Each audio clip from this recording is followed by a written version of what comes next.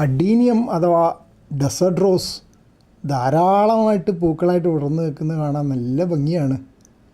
ഇനിയും കൂടുതൽ പൂക്കളുണ്ടാവാൻ ചെടിയുടെ ആരോഗ്യം നിലനിർത്താനും ചില കാര്യങ്ങൾ ശ്രദ്ധിക്കാം. ഡെസേർട്ട് റോസ് എന്ന് പറഞ്ഞാൽ മരുഭൂമിയിലെ റോസാണല്ലോ. അപ്പോൾ അതിന് നല്ലോണം സൂര്യപ്രകാശം വേണം. ദിവസത്തിൽ 6 മുതൽ 8 മണിക്കൂർ വരെ നേരിട്ട് സൂര്യപ്രകാശം വേണം. അപ്പോൾ നല്ല വെയിലുള്ള സ്ഥലത്ത് തന്നെ നോക്കി വെക്കണം. വെയിൽ കുറഞ്ഞാൽ പൂവിടുന്നത് കുറയും. മഴക്കാലത്തൊന്നും പൂ കാണുകയില്ല. മരുഭൂമിയിലെ റോസ് ആയതുകൊണ്ട് നന അധികം വേണ്ട. മണ്ണ് നല്ലോണം ഉണങ്ങിയാൽ മാത്രം നനച്ചാൽ മതി. നനയ്ക്കുമ്പോൾ ആ പൂക്കളിൽ വെള്ളമാവുകയാണെങ്കിൽ ചിലപ്പോൾ പൂക്കൾ ചീഞ്ഞുപോകാൻ സാധ്യത കൂടും.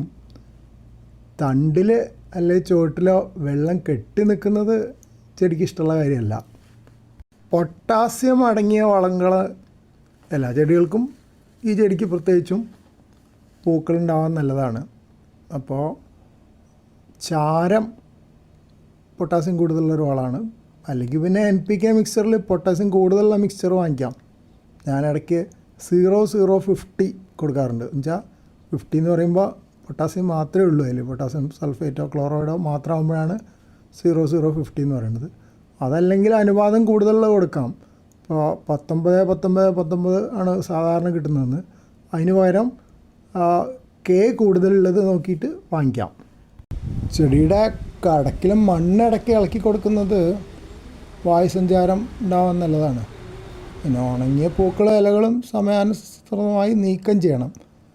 അതിനാണ് നമ്മൾ പ്രൂണിങ് എന്ന് പറയുന്നത്. അതായത് വാടിയതൊക്കെ ആയിട്ടുള്ളതൊക്കെ കട്ട് ചെയ്ത് കളയും. അപ്പോൾ ചെടി കുറച്ചുകൂടെ കാണാൻ ഭംഗിയുണ്ടാവും.